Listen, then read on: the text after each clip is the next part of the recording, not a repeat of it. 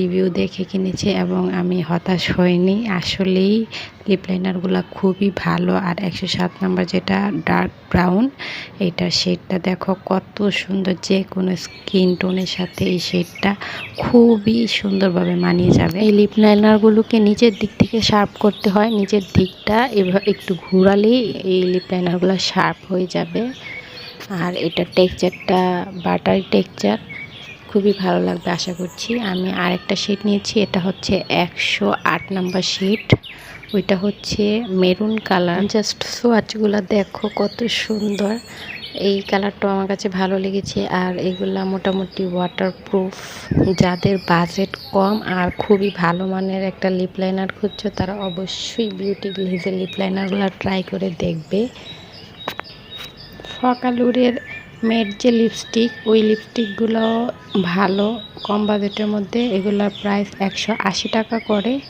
আর এটা শেড হচ্ছে 03। এটার সোয়াচ আমি হাতে দেখাচ্ছি, দেখো এটা একটা ডিপ মেরুন টাইপের কালার। এই কালারটা তোমার র ফেসেও যদি এই কালারটা অ্যাপ্লাই করা হয় খুব সুন্দর দেখায়, গর্জিয়াস একটা লুক দেয়। একদম ডিপ মেরুন। এটা শুকানোর পর আর একটু ডিপ হয়ে যায়, শুকানোর পরে আমি দেখাবো এটা কেমন দেখতে হয়। দেন আমি নিয়েছি আই ম্যাজিকের লিকুইড লিপস্টিক একটা, যেটা শেড নাম্বার ছিল 04। আর এটা একটা নোট কালারের মধ্যে। আই ম্যাজিকের লিপস্টিকটার প্রাইস পড়েছিল 150 টাকা। আর এটা শুকানোর পর কিছুটা ব্রাউন কালারের মতো দেখায়।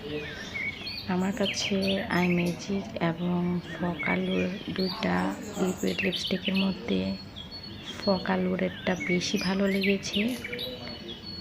আই ম্যাজিকেরটাও ভালো, কিন্তু ফকালুরেরটা বেশি ভালো লেগেছে।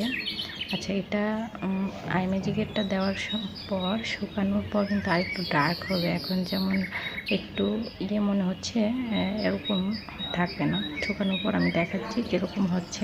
আই ম্যাজিকের লিকুইড লিপস্টিকটার সাথে বিউটি গ্লেজের 107 নাম্বার যেই লিপ লাইনারটা, এই লিপ লাইনারটা খুব ভালোভাবে মানিয়ে যায়। এবং বিউটি গ্লেজের 108 নাম্বার শেডটার সাথে আমার ফকালুরের যে শেডটা, ওইটা খুব ভালোভাবে মানিয়ে যায়। তো এই যে শুকানোর পর কালারটা দেখো কি সুন্দর কালার। আমি এগুলা পানি দিয়ে ওয়াশ করে দেখাচ্ছি ওয়াটারপ্রুফ কিনা। দেখো খুব সুন্দর, এগুলা waterproof, kiss proof, smudge proof. কিন্তু আই ম্যাজিকেরটা সামান্য একটু করে, বাট ওইটাও ওয়াটারপ্রুফ।